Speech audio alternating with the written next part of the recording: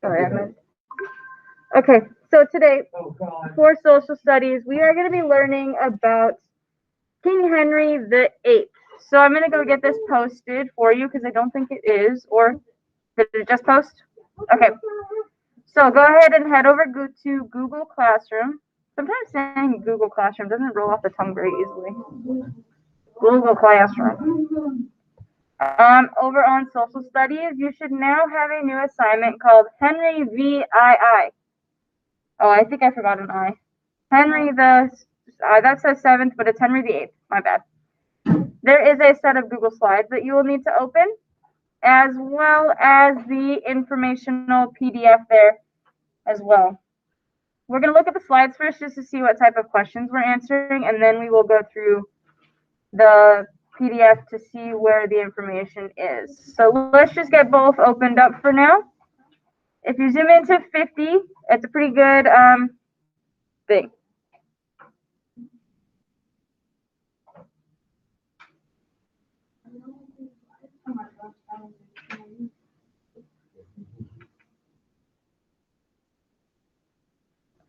Remember how I said that I thought that this king was a murderer? I told you guys the other week, last week I think.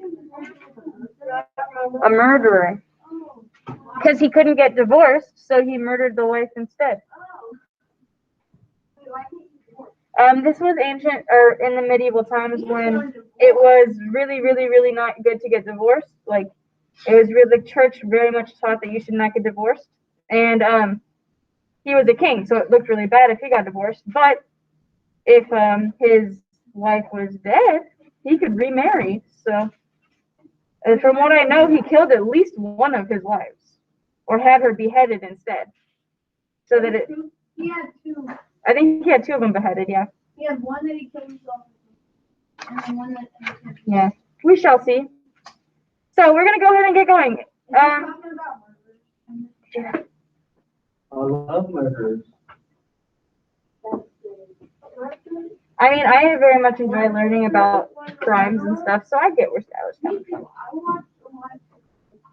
Yeah. Like I said, I literally walk around my neighborhood walking my dog and listen to documentaries about people going missing and murdered and all that stuff.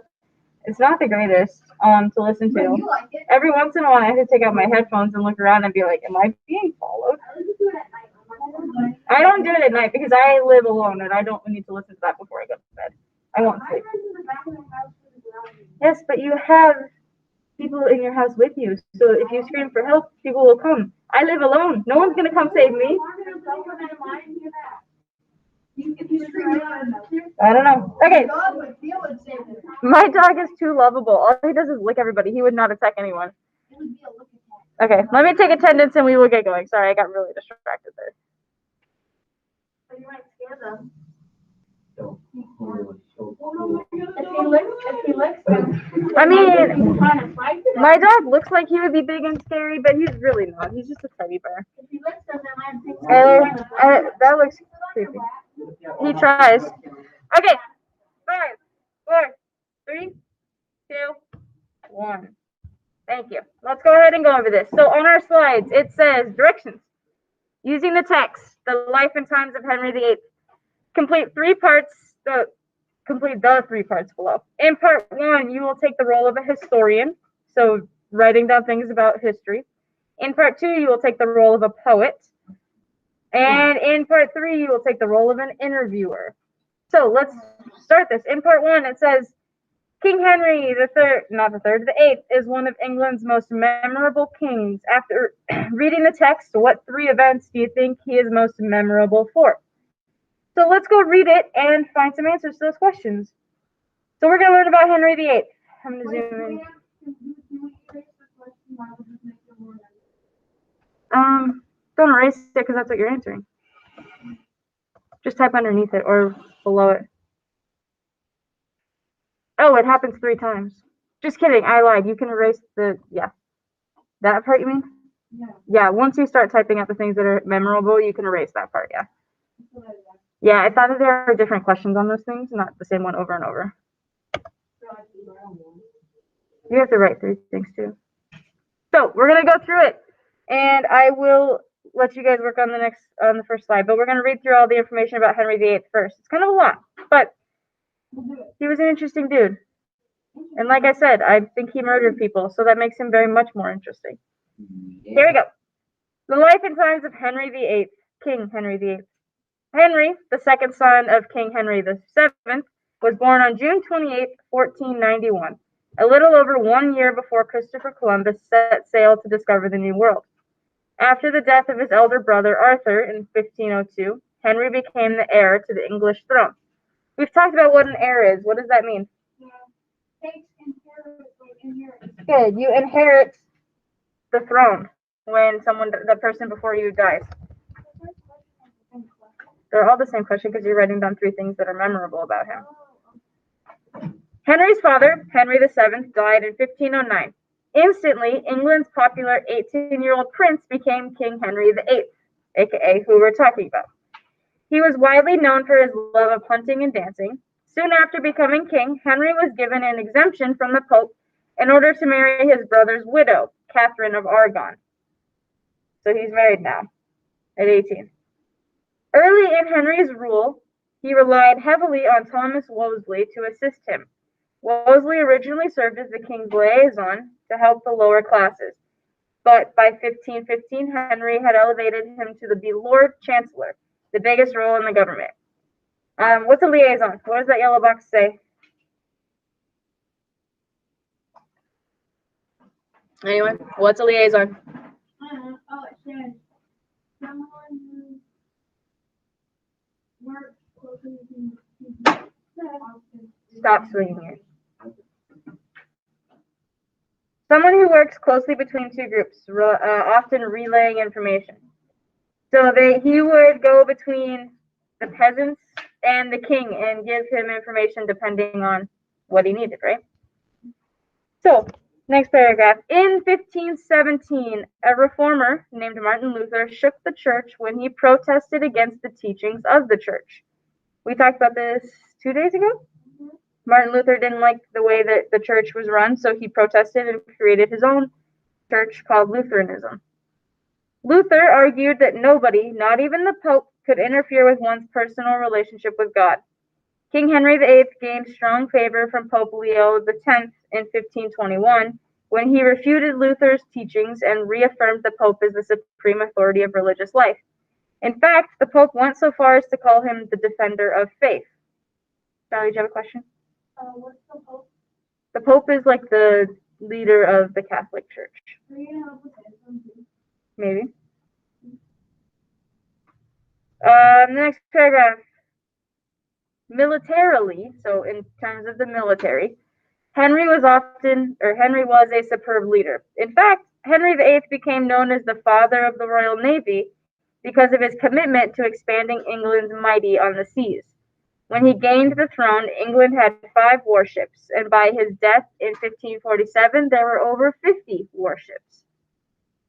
Like all kings, Henry felt immense pressure to father a male heir to keep the royal bloodline intact. So in order for, when Henry dies, in order for someone to take over, it has to be a boy, right? Women couldn't take over for kings at that point. It had to be a male child. So he had to have a son, basically. Make sense? Mm-hmm. Henry's marriage to Catherine had produced just one child, a girl, Mary, and this strained their marriage. Henry feared that Catherine, now in her 40s, was near the end of her childbearing years, so King Henry IX, I think that might be 8th, should be 8th, sought a second exemption from the Pope. This time, Henry wanted permission to divorce his wife, something strictly forbidden by the Catholic Church. Pope Clement VII refused to allow the divorce, mainly because Catherine's nephew was the Holy Roman Emperor Charles V. Allowing the divorce would certainly anger the emperor, and this was a fight the Pope did not wish to start. Henry was stuck in a bind, but he was not about to give up. So Henry needs a son. His current wife couldn't have kids really anymore, so he didn't have a son to take over for him at the end. What do you think he's going to do? Get rid of his wife, right? He's trying to divorce her, and the church is like, nope, you can't do that. Next paragraph. King Henry VIII responded to the Pope's denial in a very historic way. he ignored him. In 1533, Henry officially broke away from the church, while the Catholic Church refused to recognize it. In Henry's mind, his marriage with Catherine was over. And then, in a secret marriage, Henry married his second wife, Anne Boleyn. Anne Boleyn is the one I believe that he murdered. Anyway, the Pope responded to these events by using his greatest power. King Henry VIII was excommunicated from the Roman Catholic Church, meaning he was kicked out of the Roman Catholic Church. How would the king respond to being thrown out of the Catholic Church? He simply created a new church, one that he would lead. This church would be called the Church of England, also known as the Anglican Church. So he kind of divorced his first wife because it wasn't like a true divorce, and then he in secret married his next wife, Anne Boleyn. Okay, next page. Like, this is interesting stuff, right? This dude is crazy. Yeah. When we're done reading through the information. Despite making an entirely new church, Henry's own religious beliefs remained Catholic. However, the creation of the Anglican Church, along with Martin Luther's condemnation of the Catholic practices, sparked an event known as the Reformation, or the movement to reform the practices and abuses in the Roman Catholic Church. Once a man who condemned Luther, now Henry essentially agreed with him on the evils of the church. Slowly, the people would adopt Protestantism. Protestantism is a Christian religion.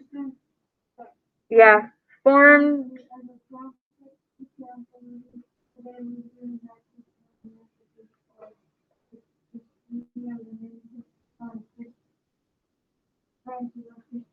Good.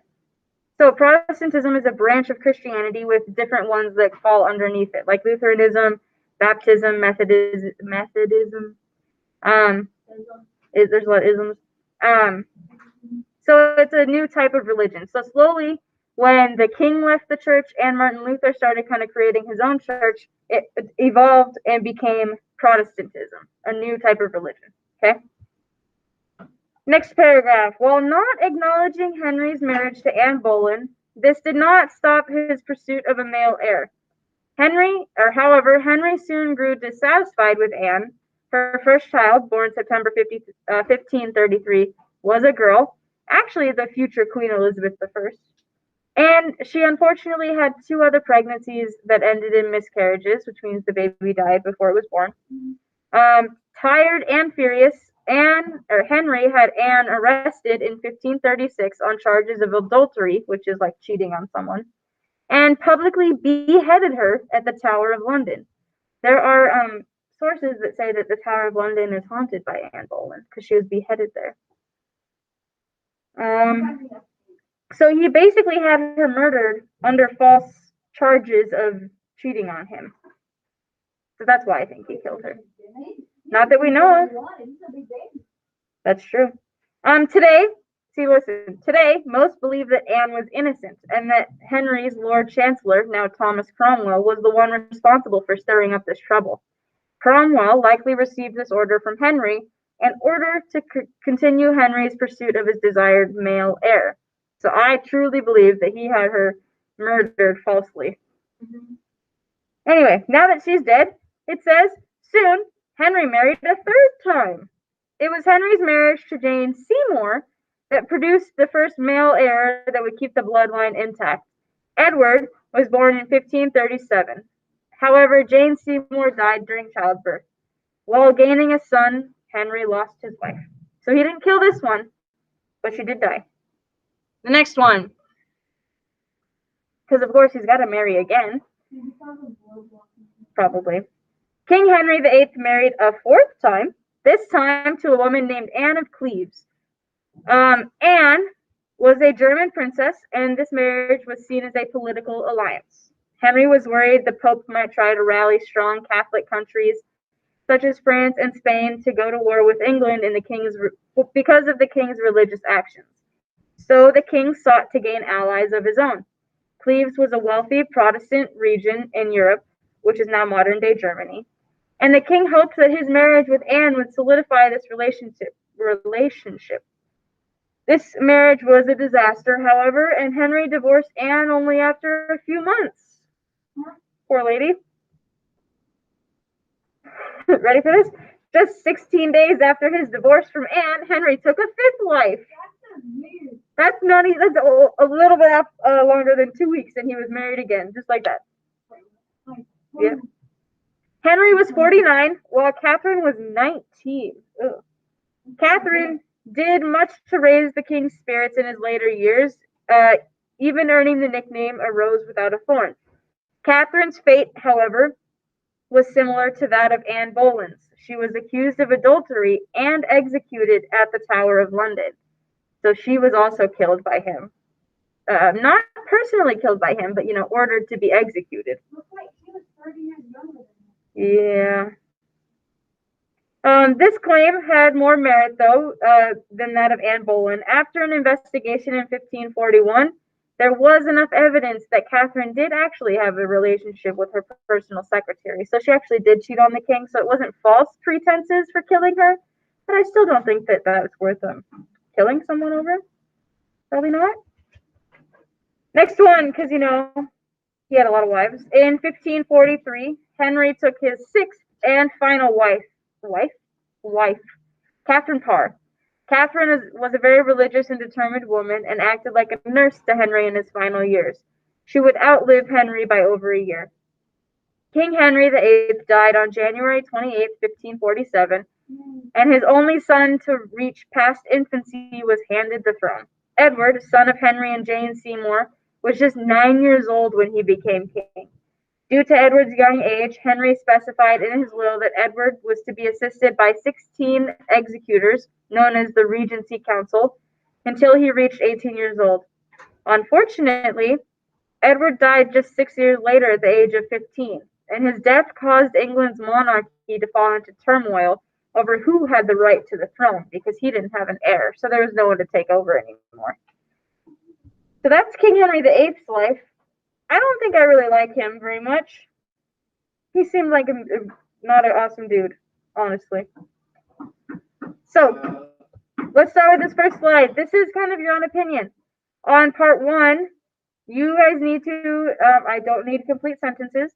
You guys just need to write down 1, 2, 3 things that you think were the most memorable about King Henry VIII. When you think of King Henry VIII and what we just read, what sticks out the most to you? 3 things.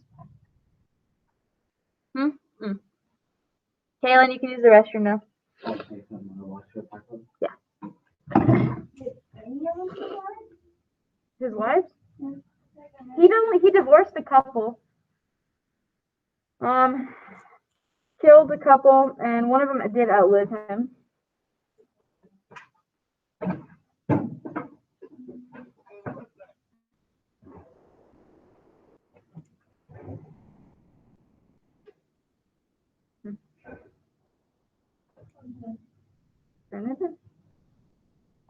Alrighty, couple minutes on this one. What is the most memorable stuff about him? To you.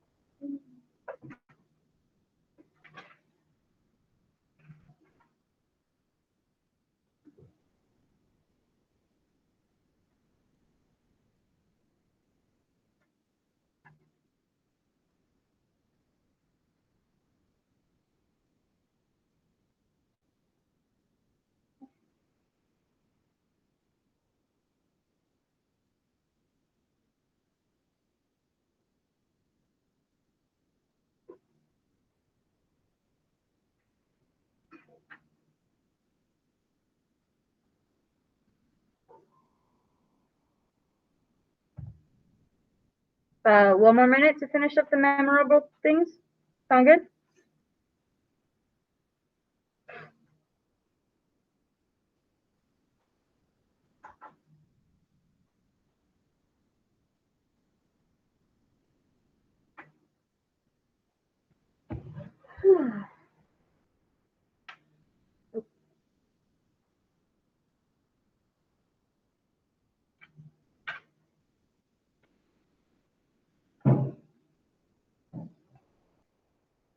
It looks like a couple of you guys are finishing up that first part about what might be memorable. If you're still working on it, that's fine. I'm just going to look at the next part because these are kind of on your own things anyway. I'm not going to help you out too much with them. I think Miss Jude's possible. Oh, hang on. Let me finish going over this. On slide number 2, it says the poem below has been popularized to describe King Henry VIII's 6 wives. After reading the poem, try to solve the rhyme. Which wife fits where? And if you can't remember, go back to the thing. It talks about all 6 of his wives. So it says King Henry VIII, the 6 wives he wedded, 1 died, 1 survived, 2 divorced, 2 beheaded.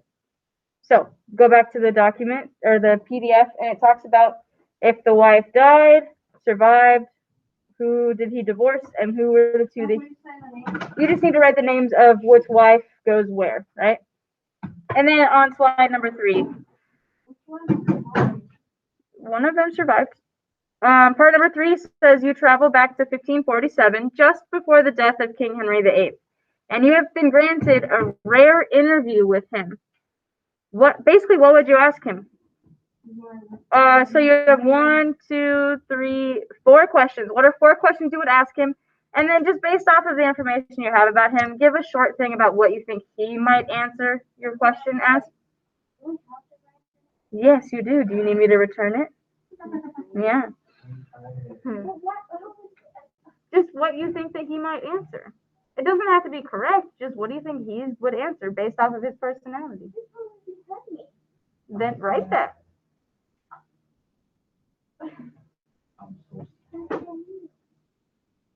So what you think he will answer. So that's your social studies assignment today, though. Just 3 things he was memorable for. Slide number 2, tell me which wife died, which wife survived, which 2 did he divorce, which 2 did he behead. And then on slide number 3, you are going to come up with 4 questions that you might ask him and 4 answers that he might answer you with. Any questions on what needs to be done on this assignment? Any question, yeah. Yeah. Like, what would you ask him? I'm going to stop our recording and let you guys just,